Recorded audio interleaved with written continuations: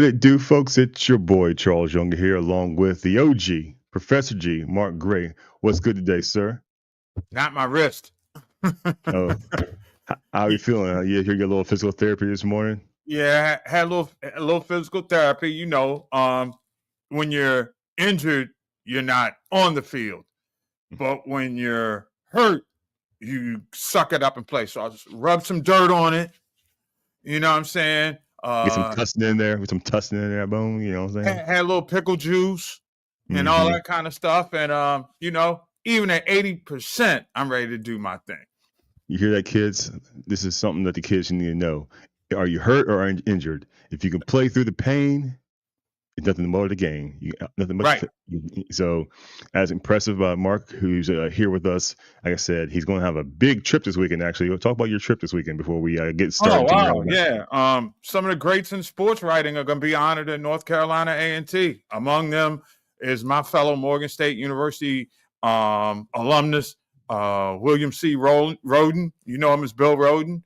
Our guy Those Rob who don't know, Parker has yes, started the Black Sports Writers Hall of Fame, and I'm looking forward to chronicling the event and remembering some of the legends that influenced my life. And there's one guy that when I saw he was part of the inaugural class, a lot of people may not remember him. His name was Ralph Wiley. It was one of the greatest professional blessings of my life to get to know that man as something other than just a brother in the business. You know what I'm saying? Uh, Guys like him, when he was breaking barriers down in the 70s and early 80s at SI, national TV, Mike Wilbon is getting honored. So with all due respect, it's just I'm honored to have worked with those guys, honored to know those guys, and I'm just glad I'm around to celebrate what they and other women did to open up doors so that we can open up our pie holes and wax somewhat philosophical about the games people play. You know what I'm saying? I feel you. I just remember Bill Rowland was very important in my sports watching youth because I remember waking up Sunday mornings with the sports reporters, and he Right. was one of the most prominent people on there. And ESPN has had a huge downfall since they got rid of shows like that because that was like legit journalists out there expressing their opinion on the game. And nowadays you have a bunch of yelling, screaming, talking heads, people who want to make themselves a story, not the game itself is a story. So I miss days like that. They're ex-players and they're not journalists, so they're Yeah, commentators, and you get yeah, what you want from your yeah, commentators. So I give it, exactly. but I will say this to your point about Roden and Ralph Wiley. There Yes. was nothing better than a kid like me in his Mhm. dorm or in our apartment, if you will, and watching Ralph Wiley and Bill Roden routinely crush Mike Lupica. Oh, don't get me started about Mike Oh, Lupica. I used to just love Oh, that. he was the worst, buddy. It was just great to watch. And so he had that little man complex, I think, when he had to Well, compete yeah. against them. But Little man with a that's big neither here nor mouth. there. Yeah, Yeah. most of them do. He's like a don't my wife hear you say this, but he's like a chihuahua, just yap yap yap yap yap. Yeah, but Um, and truth be told, there's an interesting sidebar with Wilbon because Wilbon was one of the people that were covering all the football in town, and he went to a Howard University game and watched them play Steve McNair and Alcorn, and I think Jay Walker, the analyst from ESPN, yes. won the game. He beat McNair twice in college, Mm. and I just remember like Wilbon writing, and I'm living in Atlanta at the time, and you had to wait for a few days. He proclaimed that McNair, even in defeat, was the best quarterback in America that year. Mhm. And it takes a lot of vision and a bold and an opportunity to get to where you are. I think that my guy from University of Maryland, John Walsh, I'm sorry, George Solomon, John Walsh, my guy at ESPN. But George Solomon saw something and he put him out there on blast and he handled his business. And that's another moral to the story that we got to, convince our youth. When you get your chance, failure is not an option. You have to go down swinging. And even if you go down swinging, you may impress somebody for stepping up to the plate. So that's the Professor G in me, but for real, I'm looking forward to the opportunity to really celebrate the success of some people that were influences on my life and my career before they were gone. And rest in peace to Ralph's family. Got a chance to know his first wife, his son. Great people, great fam, and I look forward to seeing them hopefully today as well. This past weekend as well. Yeah, speaking of greatness, let's transition on to the Maryland Terrapins football team, and they had a 4-star recruit that they got, and Malik Washington, who has all the tools, all the tools to be to make it. He is a 4-star recruit out of Archbishop Spalding, and he's phenomenal. Like, we had the chance to see him in spring practice this week.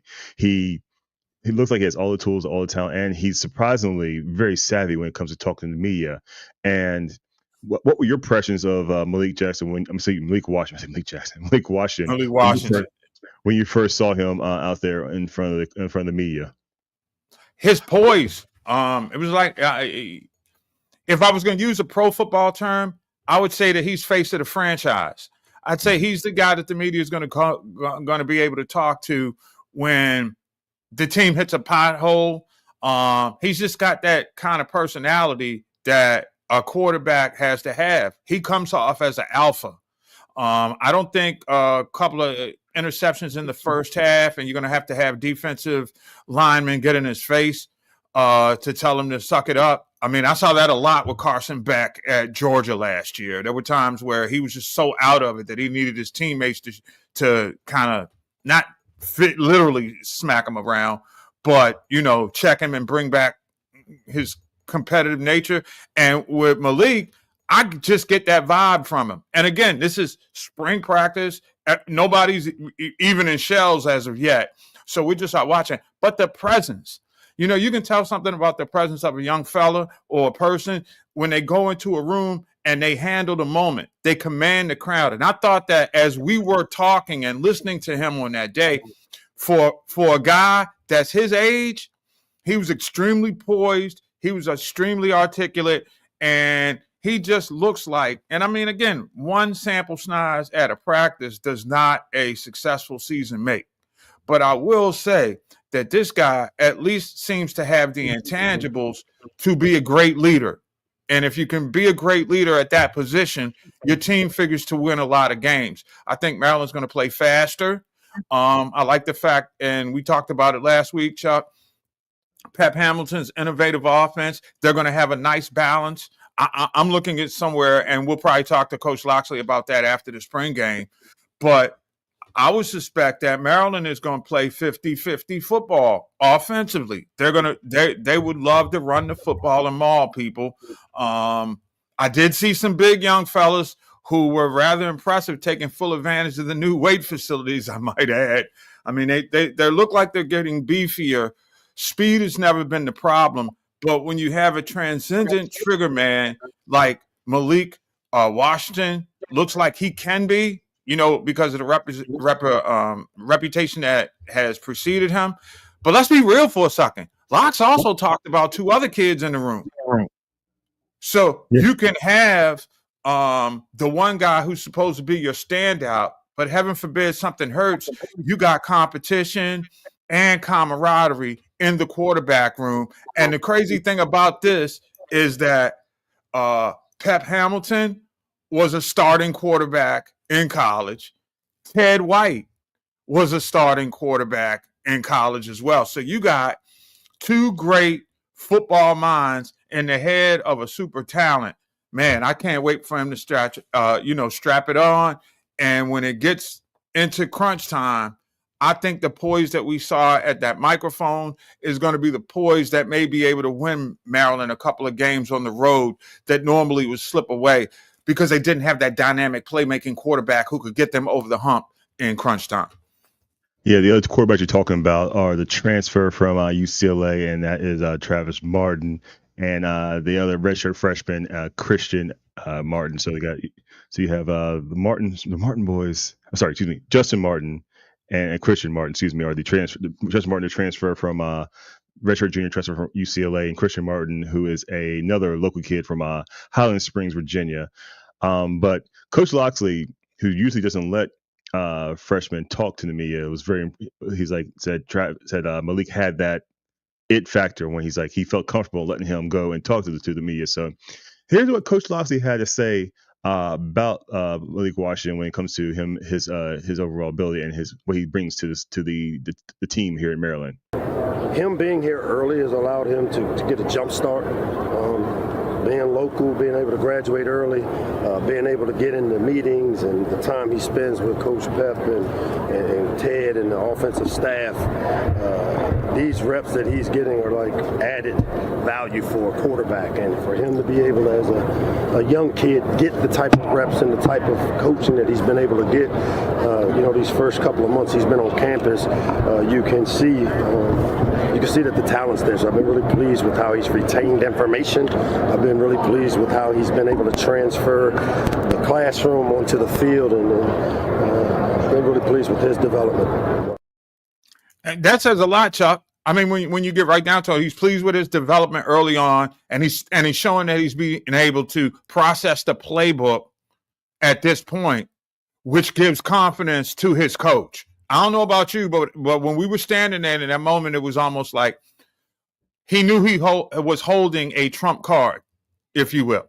All right, and whether it's a joker or ace or whatever, it was a trump, and I think he's that guy. But the fact that you have competition in that classroom, in the quarterback room, it's going to make all three of them better. And one thing that we must be mindful of, and people are going to get sick and tired of me saying this, but Pep told me this as an assistant at Maryland, at Michigan, pardon me, that other schools felt like, particularly U of M, they could come in and get the best players out of Maryland. It was logistics. Parents could drive there easily. That's how a kid like a Blake Corum kind of gets away from you, right? I think when you start talking about getting quarterbacks from the Martin Spaldings, the high-end high school programs in the state aggressively with a game plan that they would execute at Alabama. You know what I'm saying? When you go into this extremely competitive NIL and world that Loxley said he embraced. That's what he said. You got to have somebody that has a vision. And I think their vision with Pep and Ted, forget about what happens on the field. It's about bringing talented stud players to the campus to compete, to start. The great programs in this conference have third and fourth string players that could probably start at other players who are at the bottom end of the conference. Maryland's got to change that trajectory. And maybe Malik Washington, because remember, it takes one or two players to come in and do something extremely special to change the trajectory of your program. And again, I don't want to sound like I'm having a man crush here, Chuck. Press. You know what I'm saying? Yeah. I'm not saying now what you do in College Park in front of the media is a lot different than what you do in the big house against 150,000. But some people are built for the moment, and we've both been around enough athletes at the highest levels. You know when somebody has it. You can't define it. There's not a word that you can put on it, but you just know, hey, there's a little something different about that person. A commanding presence. And to me, I got that vibe from Malik Jackson. But I tell you one thing, their fall practice for starter at that quarterback position is going to be something to watch. It really is. Yeah, it's funny you said something about the it factor, and that's what Coach Loxley felt about this kid. He said he probably has an it factor. Once again, here's some more from Coach Loxley about Malik Jackson and what stands out about this young man. I've been recruiting the kid since 8th grade, so I have a pretty good idea of who he is, the type of leadership he provides. I've watched him single-handedly with Kyle down at Spalding, reinvigorate a program like Spalding. I saw him build a program that wasn't one of the blue bloods in his high school conference, and win back-to-back championships. I mean, he has natural leadership, and we always define leadership as having a positive impact on others. I think probably the most surprising is how quickly he's been able to have that impact on our team and on the players in our program. Yeah, he's 100% right when it comes to that. It's like he was a face of a franchise in high school. He's recruiting this guy for forever, and he's just shown that progression, like every year, boom, boom, boom, getting better. So this kid, like I said, sometimes I've been saying this for a long time about Maryland football, and we've always talked about this before. Like the perimeter, they have no problem with. They can recruit talent, speed, outside receiver, running back, even the lineman, but just that the signal caller, the commander in chief of that offense needs to be that dude. And Malik Washington, or even if he doesn't start this year, they do have two other guys, like I say, who might be the guy, the stopgap to hold over until Malik is 100% ready to take the helms at quarterback. But that dude is probably, that kid's going to be something special if he gets the opportunity to succeed with really. And Chuck, when you get right down to it, he's only as good as his O-line. I mean, let's be real for a second. You got to have big nasties up front that are big, physical, and not intimidated when they go into war zones like State College or Columbus or Lansing, you know what I'm saying, or South Central. You know, I mean, you got to have some kind of calming influence that gives everybody confidence, right?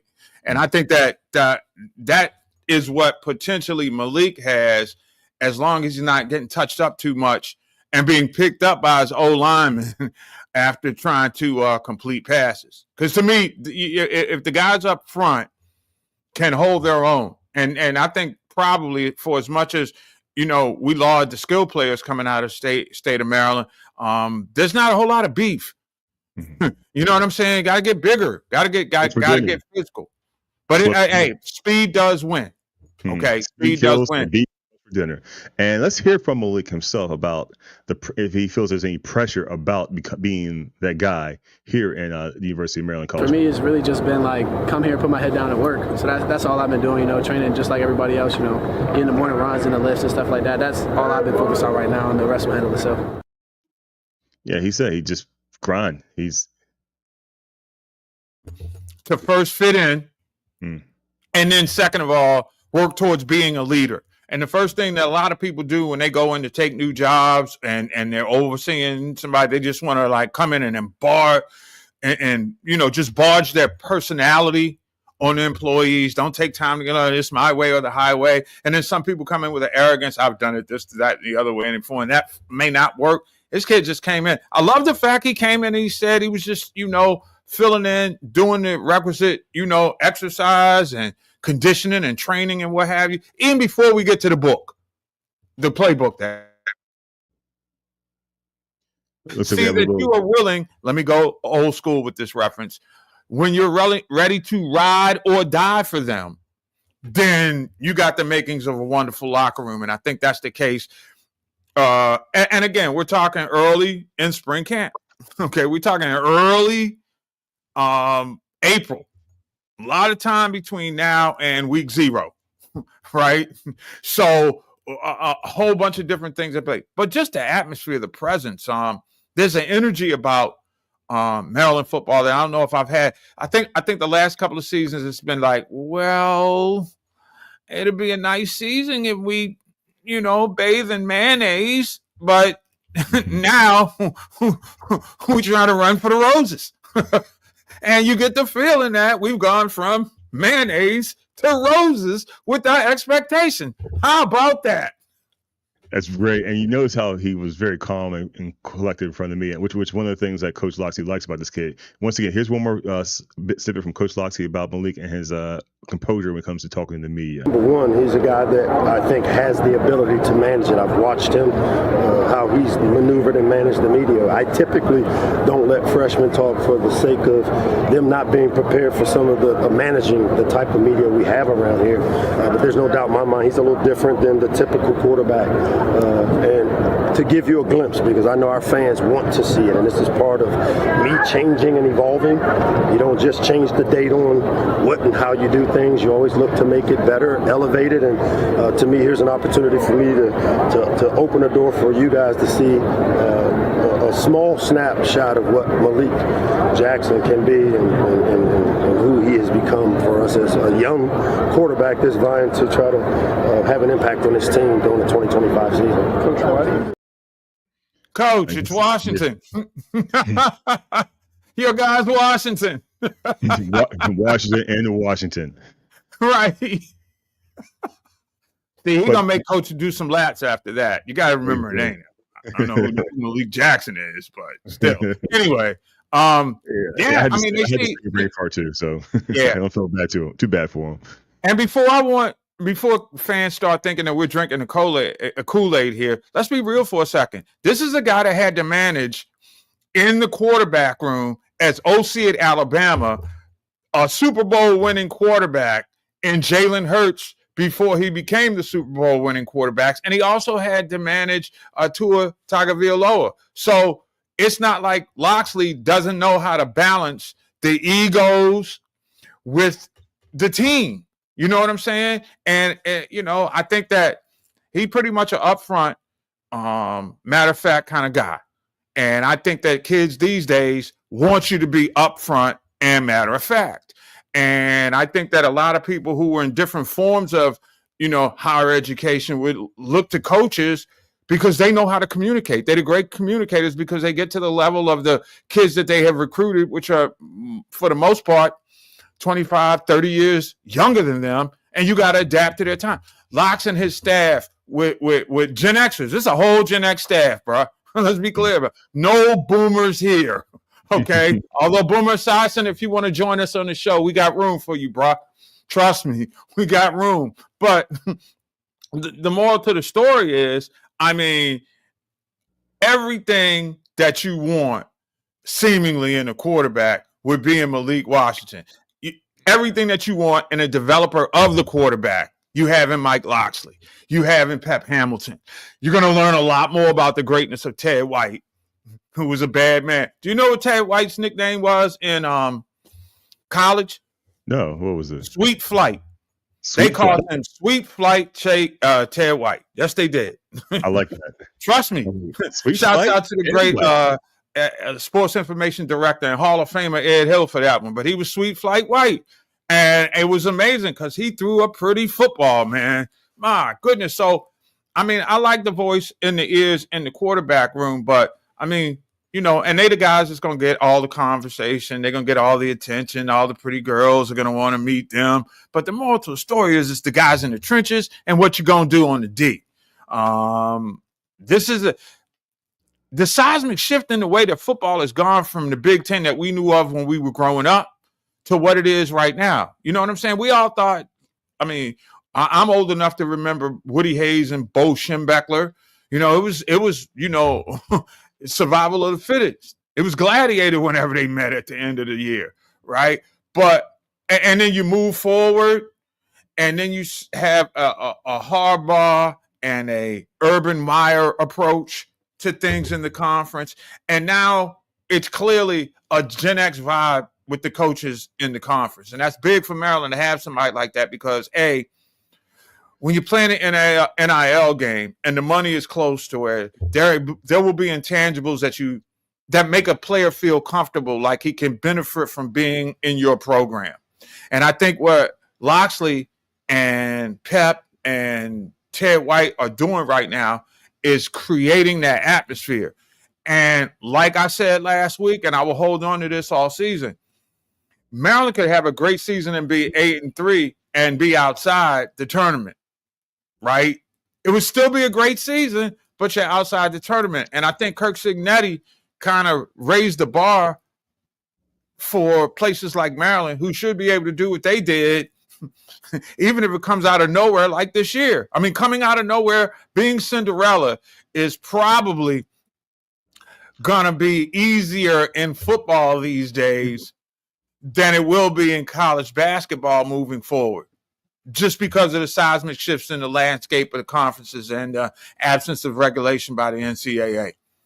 Speaking of Kirk Cignetti and Indiana, that is going to be an interesting game on November 1st. Homecoming. for the Maryland Terrapins here at. Well, we know well, first off, that's the Seeing Red Bowl. Ain't nothing but red in the stands that day, right? But one thing we know about Indiana, they come down here with confidence and they cocky. I have no problems with that. I'd like, and to me, that's the benchmark for Maryland. I never thought I would be holding Maryland football by Indiana football standards, but we've seen the turnaround and we've seen how dramatic it can be. And I think that it would help Maryland out, not only in the recruiting in the state, but up and down the Eastern Seaboard. I mean, Maryland has been used to getting players from Jersey, a lot of players in up and down New Jersey, despite the size of the state. I mean, football is like almost important there as it is in the South. You know what I mean?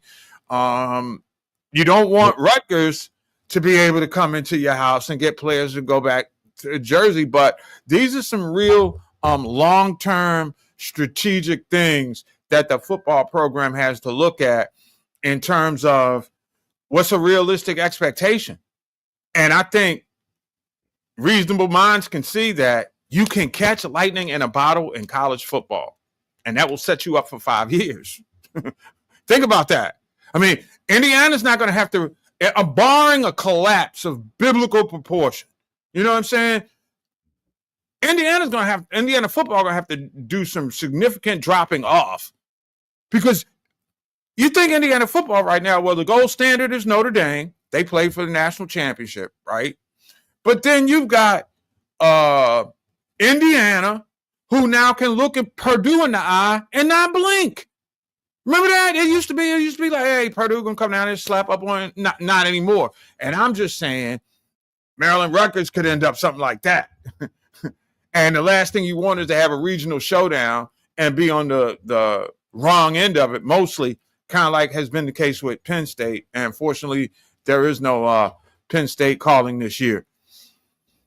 Excellent. Well, we speaking of great play and great players and people standing out, we had something new happen this year for the Big Ten and the University of Maryland, and that is the Jackie Robinson Award, Community Impact Award, which was won by the defensive lineman Dillan Fontas, who was the inaugural winner, and he had a chance to talk with him at the practice the other day, and he sounds very, very humble kid who was very excited about winning this award. This is Dillan Fontas and on winning the award.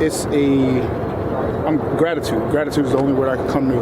I'm so grateful for people even looking at me in the light of someone who can embody someone of such great stature. Like, he's a very known figure, not only known, but he's done so many great things in the community outside of just sports. It's very grateful for me to be able to even attach my name to something like his. And I'm very grateful because I am being recognized for the things that I do in the community. And like I said, grateful and gratitude, man.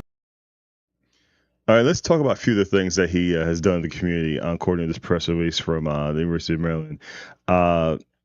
Fontas' community service work revolves around supporting local youth. The junior defensive lineman has packed lunches for elementary school students and their families with Brighter Bites, read K-2 classes for the Big Ten Reading Week, made motivational videos for young athletes for Twin Bridge Sports, and participated in charity walks and weightlifting challenges, among other activities. It's great to hear that the youth of today aren't so self-centered as people would think they are. Obviously, in the TikTok, Instagram world where everyone wants clicks and likes and look at me. There are, for every one or two people who see that, there are dozens, if not hundreds more, who are out there, doing their fair share to help their community, to help the less fortunate, to help people who use their platform for good and not for selfishness. Well, I mean, you could just see how humble he was and kind of overwhelmed, because I get the sense that what he was doing in the community, he wasn't necessarily doing it for attention. You know what I'm saying? And you could just see he was kind of like, well, I don't have a canned answer. I don't have a specific response. I'm just humbled. And I got the sense that, and I don't know his parents, and I'd love to meet the Fontas family, because to me, that right there shows the impact of a family who raises another human being to be considerate enough about the well-being of other human beings that he does not know.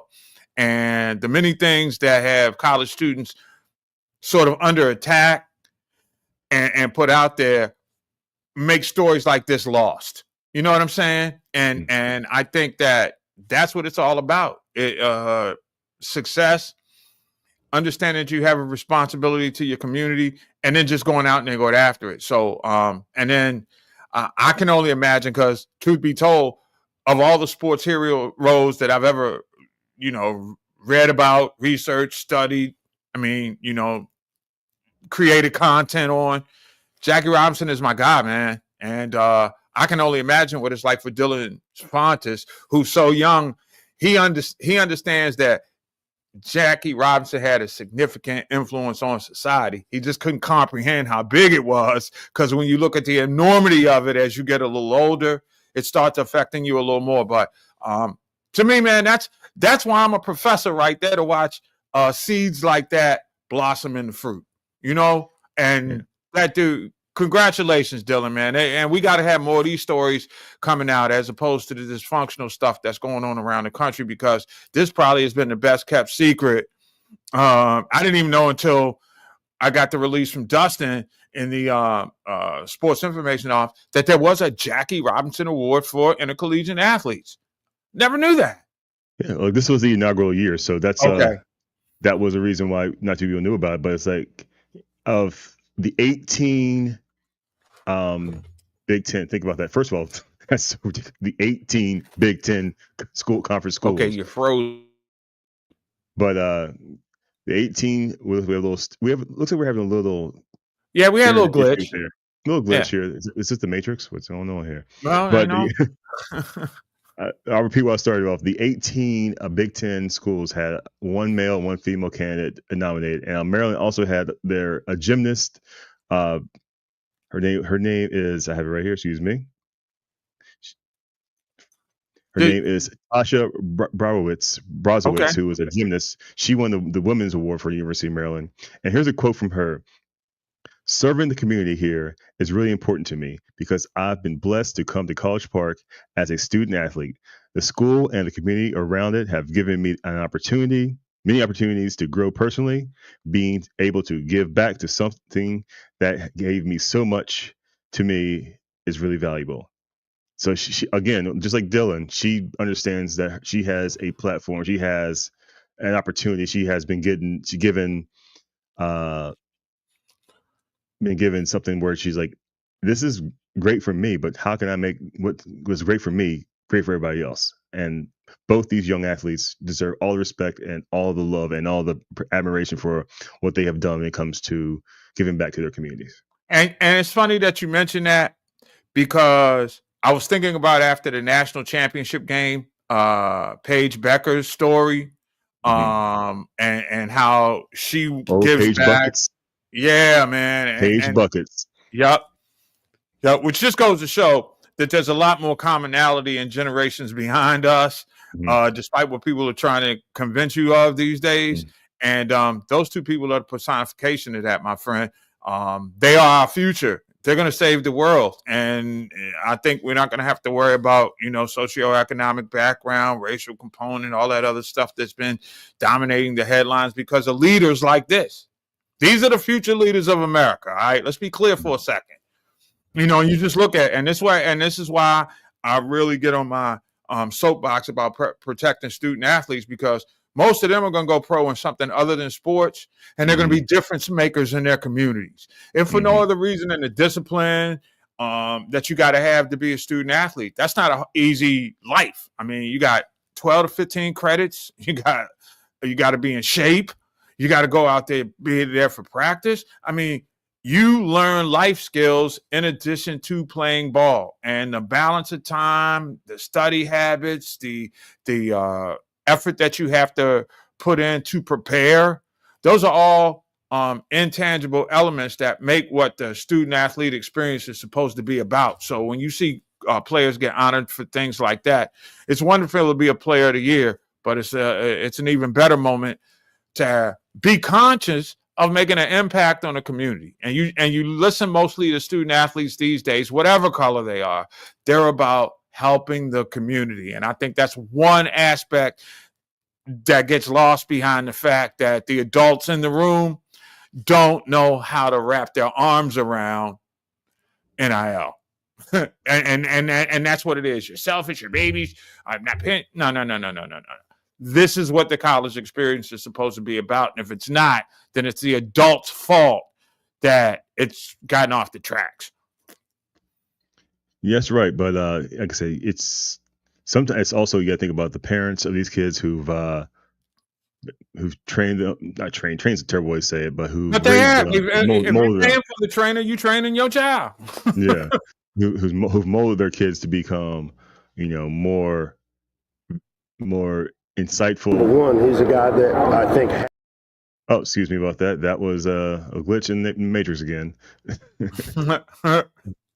But yeah, so like I say, it's just impressive to see what these kids are doing. So moving on, I want to go back to the quarterback room. Like I said, we have 3 young prospects, promising prospects at quarterback in Malik Washington, Travis Martin, and Christian Martin.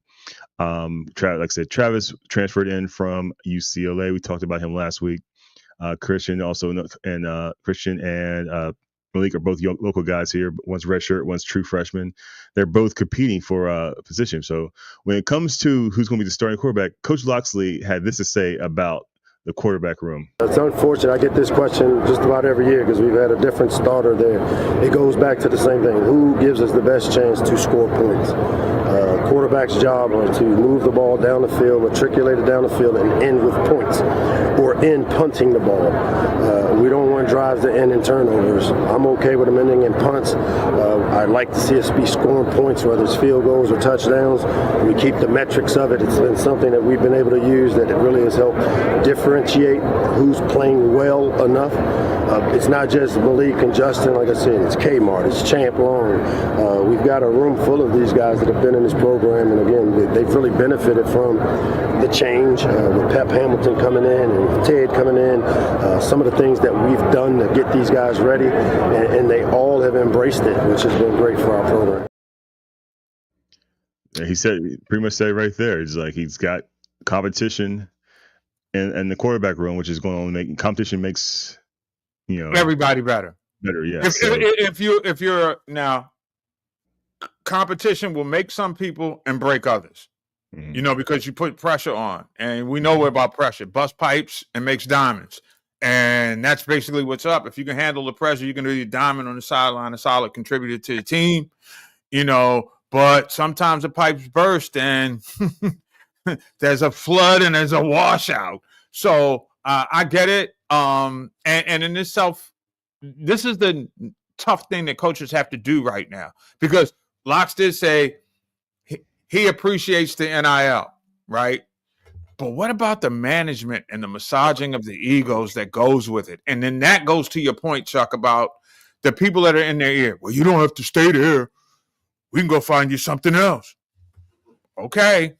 And then what? But we've seen successful players right here in our area, like Jaden Daniels. I think he started at Arizona State.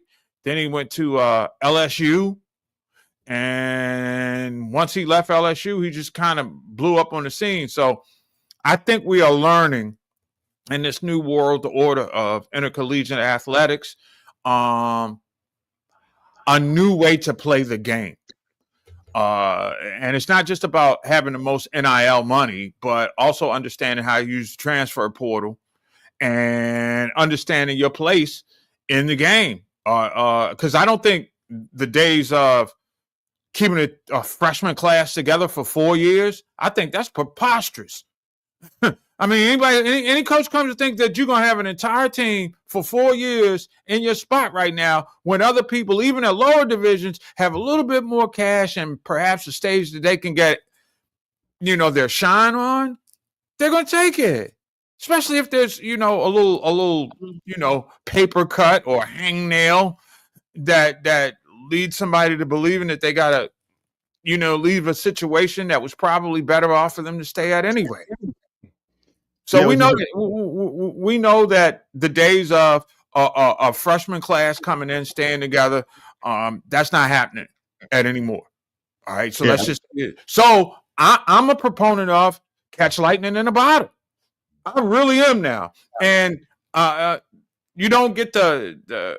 And let's be real for a second. College football not like the pros, because college football is about the name on the jerseys. Pro football about the name on the back of the jerseys. So consequently, Michigan fan, Maryland fan, yada yada, they're going to constantly have an eye on that team, and it's an intense microscope that players are under. Okay. If it doesn't work out in one spot, you can always find another spot. So the notion, stick it around, suck it up, make it go through. No, hit the portal and find somebody that's going to talk to me better and give me a chance to play. And that's the world that we live in. But if you can get yourself to a reputation to be one of those, portal destinations, what are you looking for in your next institution, my friend? How much will it cost? Are you thinking about education at all? I mean, it's a new world order of doing things, and quite frankly, you build a team for the here and now. Okay, there's no more next year, because guess what? Every year is next year. So hey, if you can turn yourself into a destination of some sort, be it a portal destination or a transfer destination, whatever, that's the game that's played right now. Get in where you fit in. And while you may not be the first option for somebody when it doesn't work out, look at Cam Ward at the U last year. I mean, what did he play? 4 different colleges in 4 different years or something like that? But anyway, I can't hear you now. I've just suddenly lost you. I cannot hear you at all.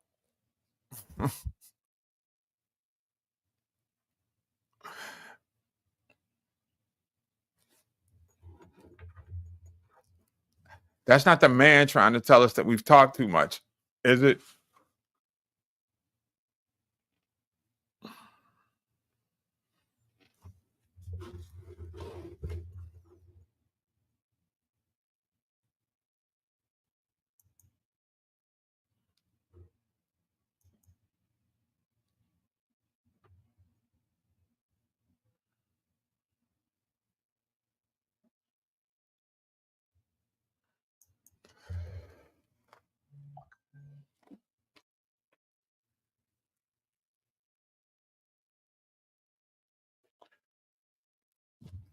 Now, there are a couple of other things that Maryland has going in their factors, which could change the dynamic, because we were talking about becoming a destination place. All right.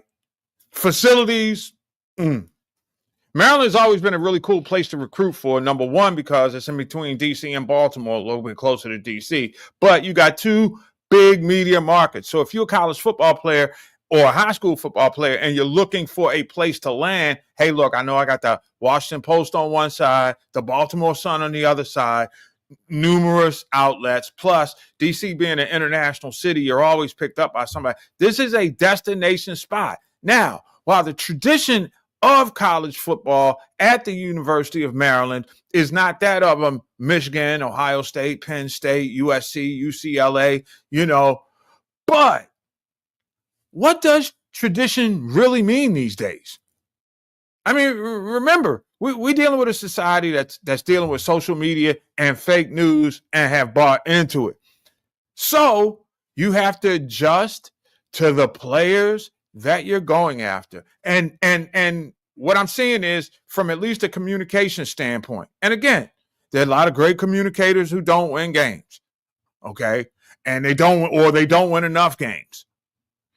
But you look at the collective of coaching at the top that Maryland has on the offensive side of the ball.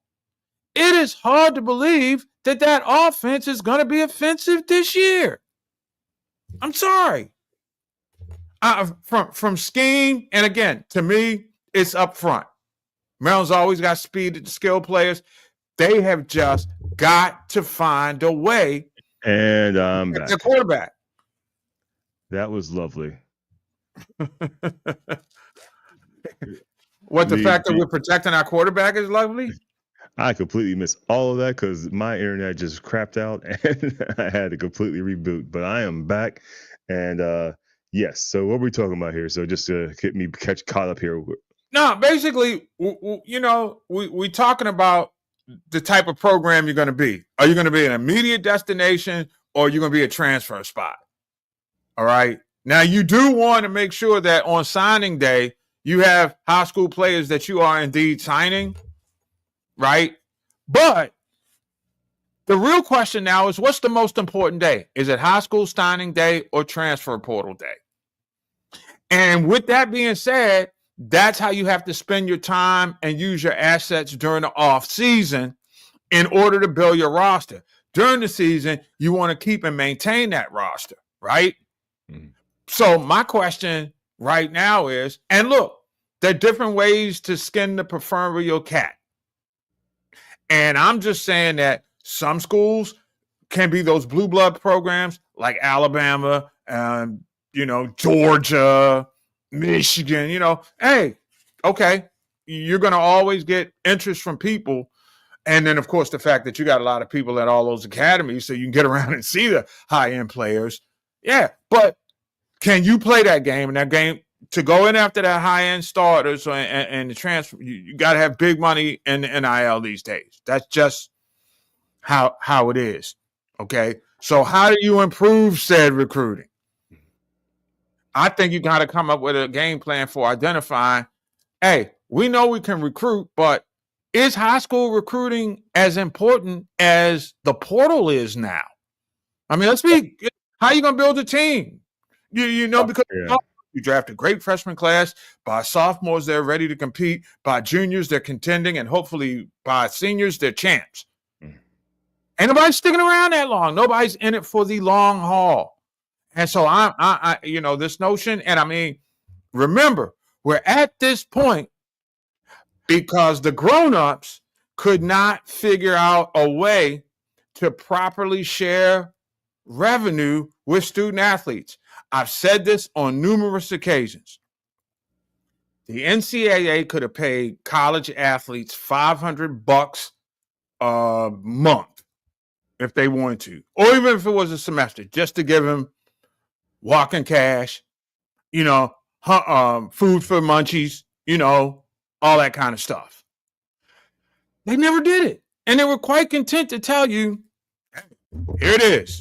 It's a 4-year scholarship, but the scholarships are a series of 4 one-year deals. So basically, I don't have to renew your scholarship, and then your life's ruined.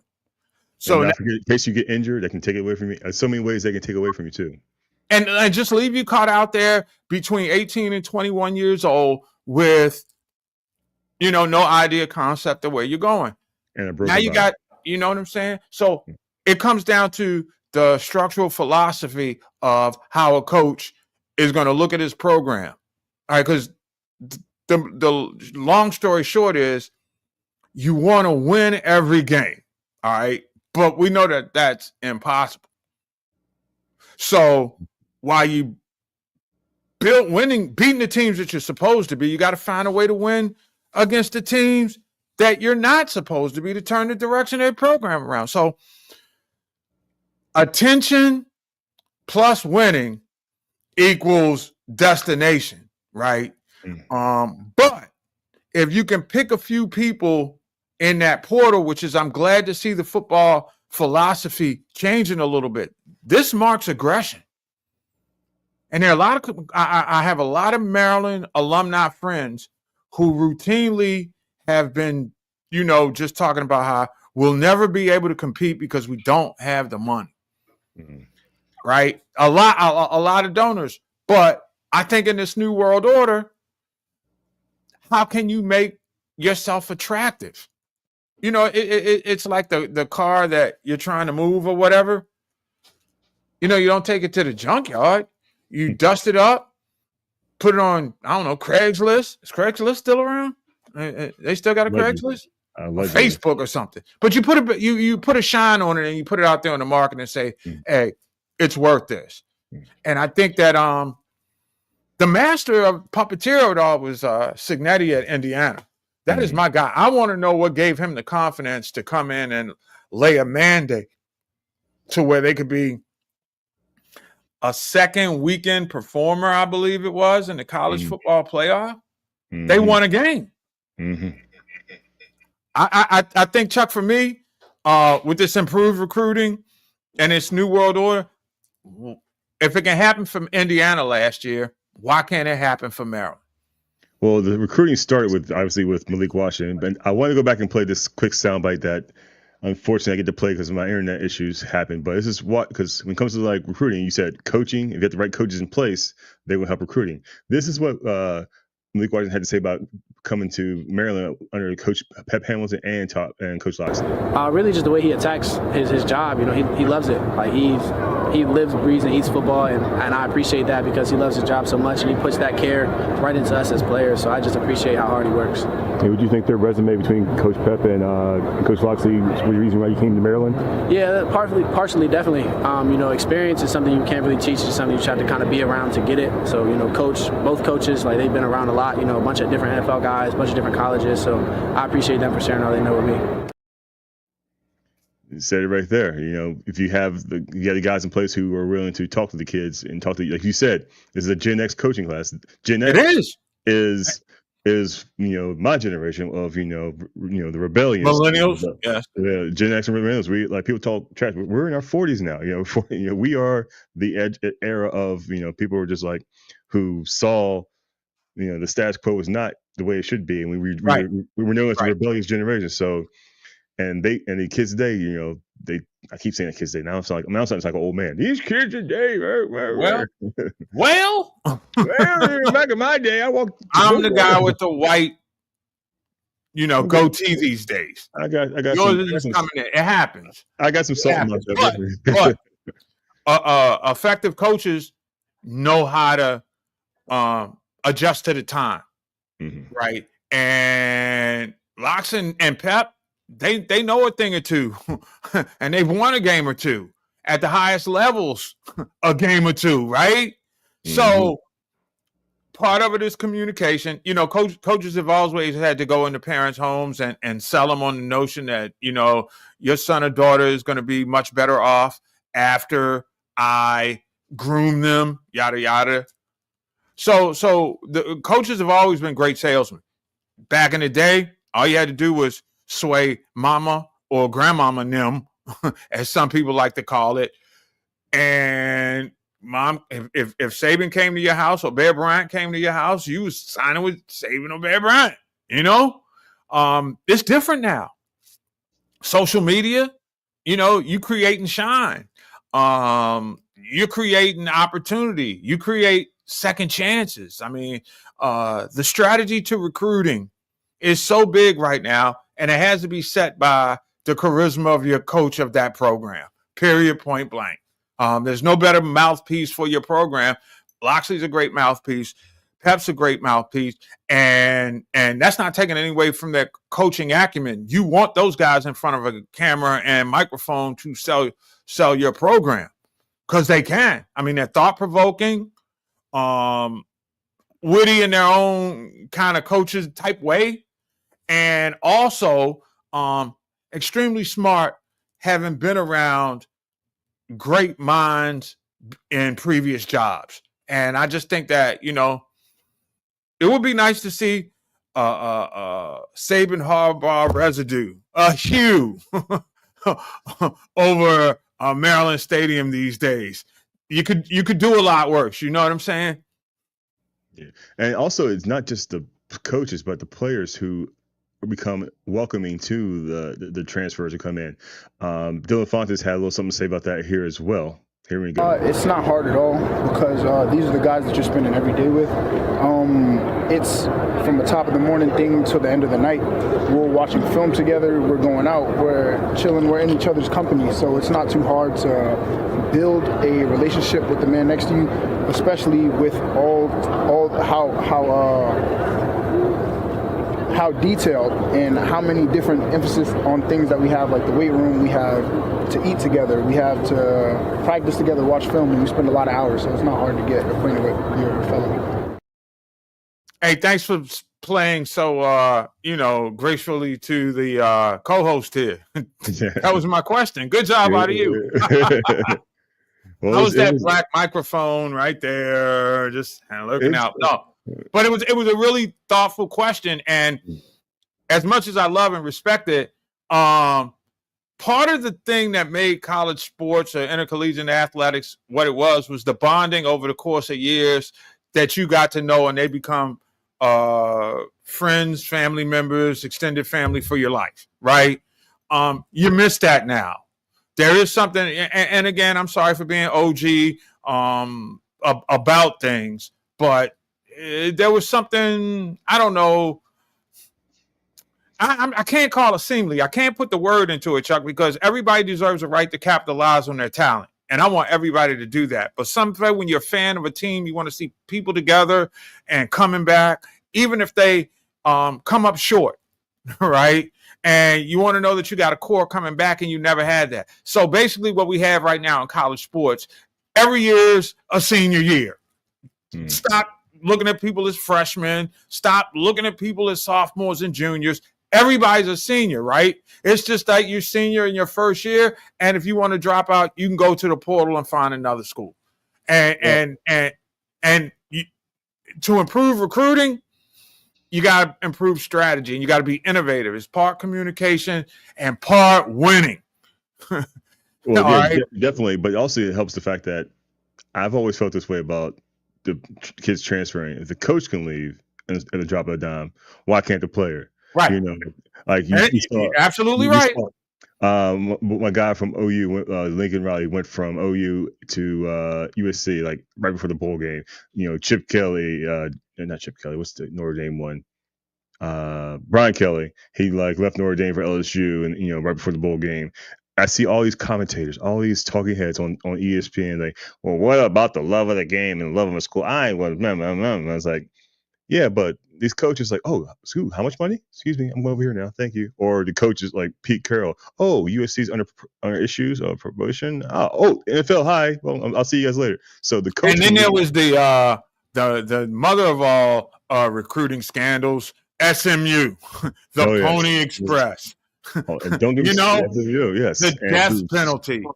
Who somehow rebuilt their franchise at 11-2 record. I just find that's a whole interesting scenario right there. And I guess obviously now that they can go down there and there's never a check that's too big to write at SMU, I'm going to make a bold prediction that next year SMU is going to move into one of those, I think, what are they, Big 12? No, they're ACC. Like they're ACC, that's right. And I'll tell you what, I will make this as a former ACC apologist.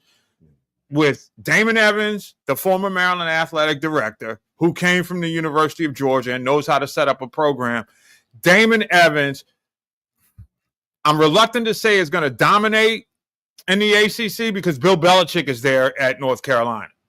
All right, let's be mindful of that. I don't know how he fits in with the youngsters, but it remains to be seen. But SMU to me, with the money that they have, the big oil Texas dollars that they were illegally spending back in the day that they can now spend and go after a guy in Texas who was thinking about Texas, to go after a guy that was thinking about Texas A&M, right?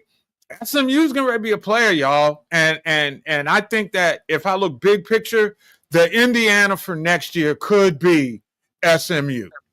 It could be, and it could change quick, but they got the money. It's a great place to recruit that local area. And it's also, remember, SMU's in Dallas.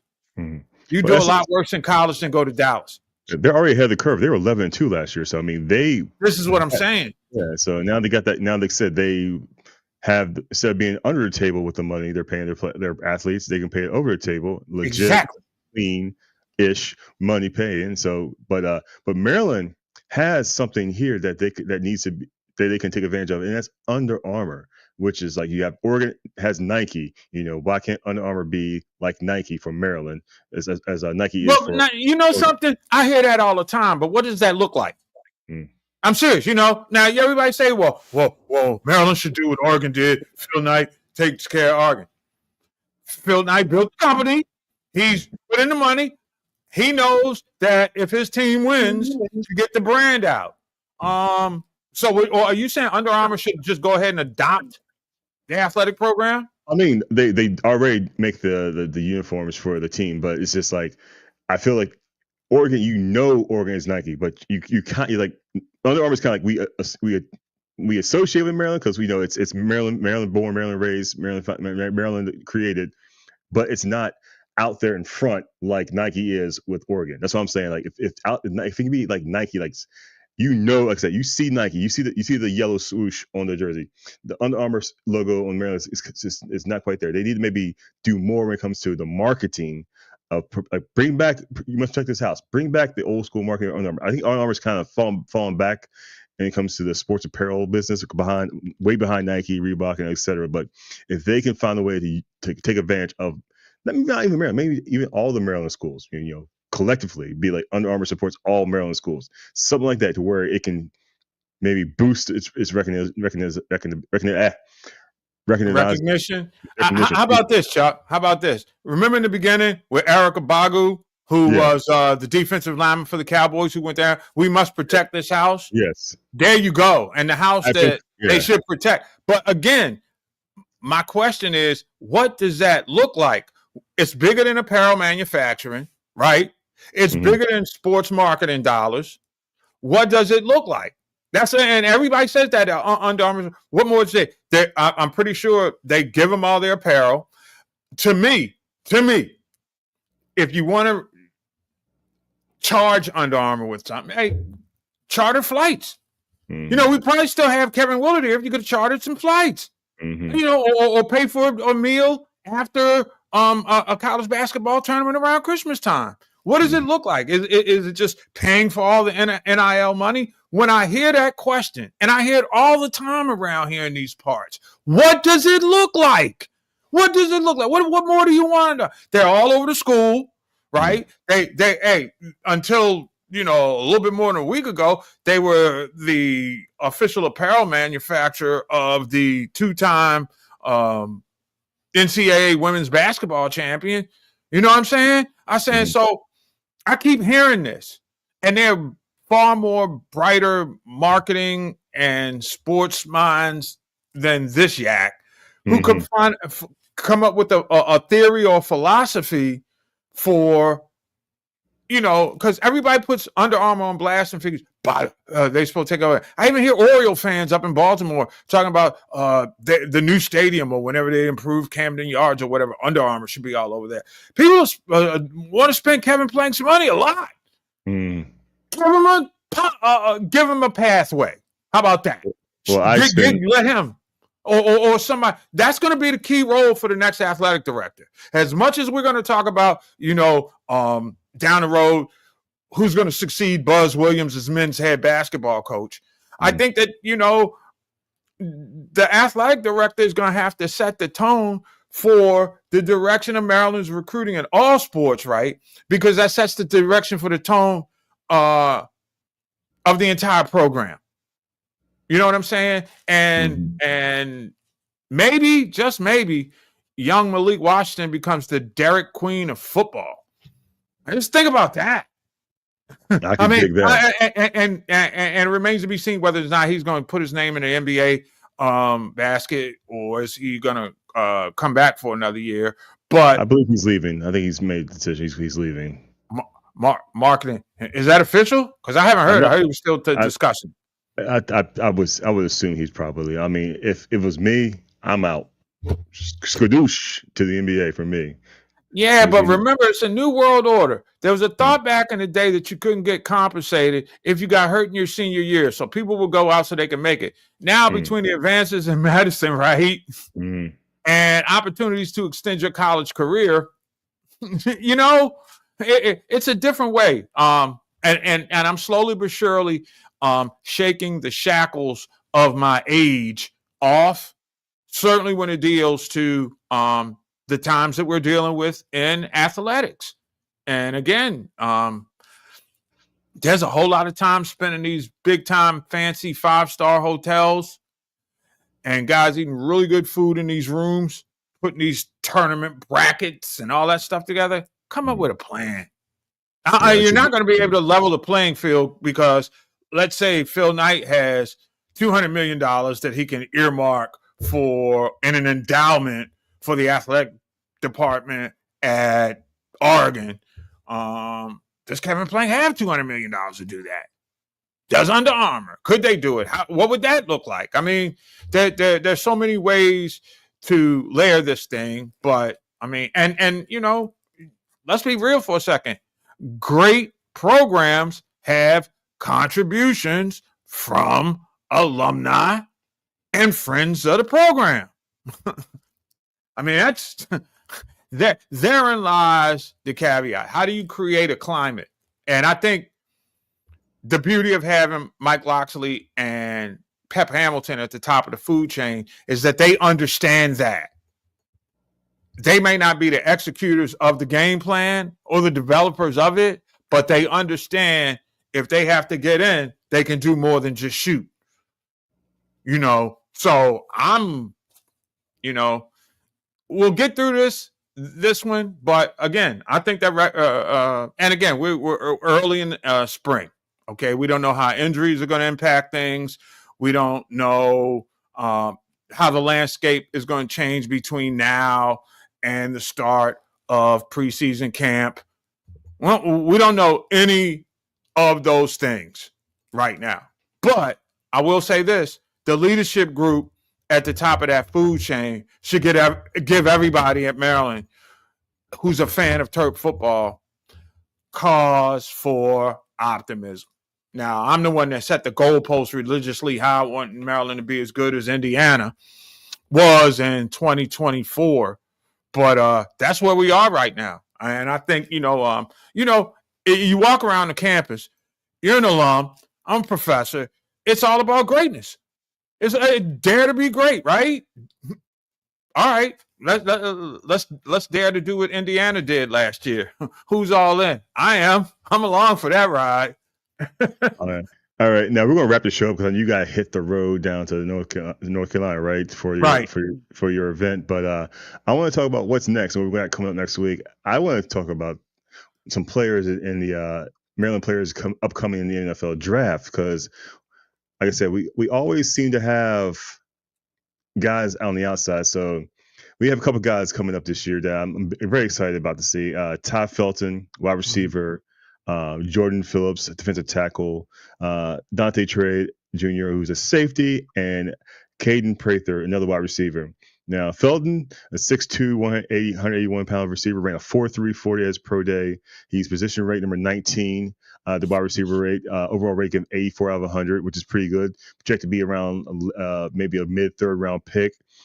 Jordan Phillips, the 6'3", 320-pound defensive tackle. Position rank 33 for defensive tackles, rating of 83.6 out of 100, possibly a late round pick. And a sleeper I like is Caden Prather, 6'3", 210, ran a 4.46 40, the 27th rated wide receiver coming out. If you need a big guy who can do a good vertical leap, who can make some plays in the red zone, that's something you can focus in late in the draft. So again, this is another way that Maryland can use to promote its recruiting. It's like, hey, we put guys in the pros. Look at who we have. Look who's come through here. Look who's been here. Look who's in the league now, and look who we got coming up now. So, what are your thoughts about the Maryland's chance NFL draft potential when it comes to like as another way to help recruit more players to come to Maryland? Well, Maryland could already use that as a caveat. I mean, you just look at the number of Maryland players who, heck, now these days, announcers, Dominique Foxworth, Stephon Diggs is still getting it done. I mean, I'm not quite sure that Maryland does a good enough job of patting itself on the back despite the records. You know what I'm saying? Sometimes you just got to be, and you're not embellishing. Stephon Diggs is badass.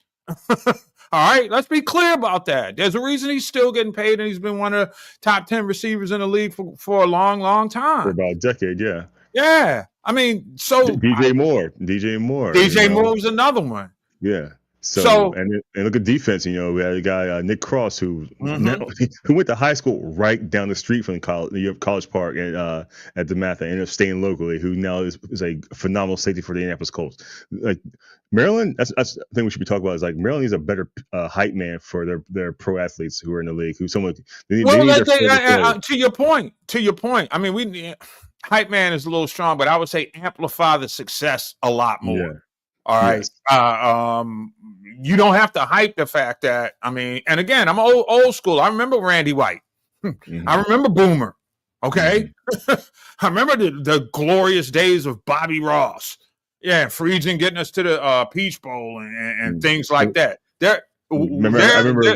For me, it's like Vernon Davis, so Sean Merriman, lights out. Yeah, guys like that. That's what I'm saying. Lamont Jordan, who was a wrecking ball running back. So guys like that, Because all those teams that Maryland was having that was finishing 7 to 8 wins, all had significant players that played pro football. And traditionally at that time, Maryland was considered to be a basketball first school. From Lefty Driesell to Gary Williams, Brenda Freeze comes along and gets a natty in her own right. I mean, so football has and there was an arc. There was an arc around the mid-2000s. Remember that? I guess it was an Orange Bowl run. And when you start thinking about the coaches that were on Bobby Ross's staff at Maryland, we didn't appreciate, and talking about legacy of coaches who were on the sidelines, Ralph Friedgen does not get the love he deserves. He's very underrated. He gets underrated. Yes. Just phenomenal coach. George O'Leary was on that staff before he went to Georgia Tech and had the unfortunate embarrassment that went with Notre Dame. But still, the dude could coach defense. Yes, exactly.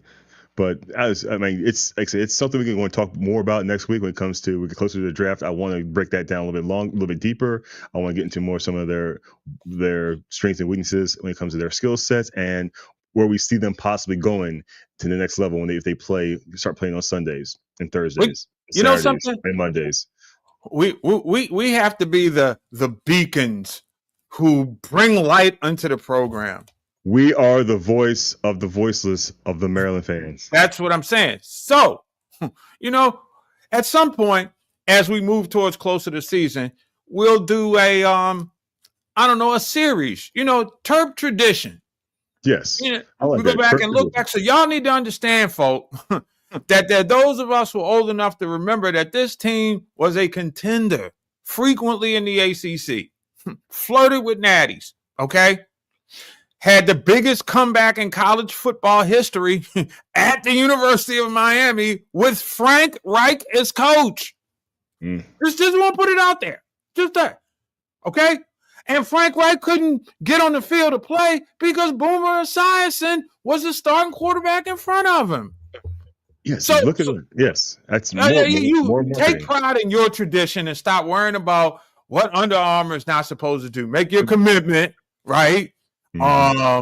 Step up with vehemence, vigilance, and rep for your Terps and demand. It's all right to have expectations and unreasonable demands because you're a fan.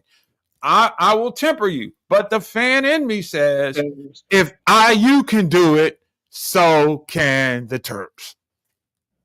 And on that note, we're going to call it a day. Thank you for tuning in to the voice of college football at Maryland. I am your boy, Charles Younger, here along with Mark Gray, the OG, Professor G. Mark, let the young whippersnappers out there know where they can find you all there in cyberspace. Oh, at The Sports Groove, Facebook, Twitter, Instagram. Yeah, that's about it. And TikTok. Okay. TikTok. Yeah, so check it out. And I got a couple of other podcasts that are a little bit away from sports that are airing. The Pathways to Success podcast. Check that out. Spotify, YouTube, and all that. But this is my passion. This is my soul. I love college football. And I am your boy, Charles Younger. You can find me at all social media spots at Charles Younger. That's CharlesNynga. And stay tuned for next week when we come back with the voice of college football at the University of Maryland, College Park. Fear the turtle.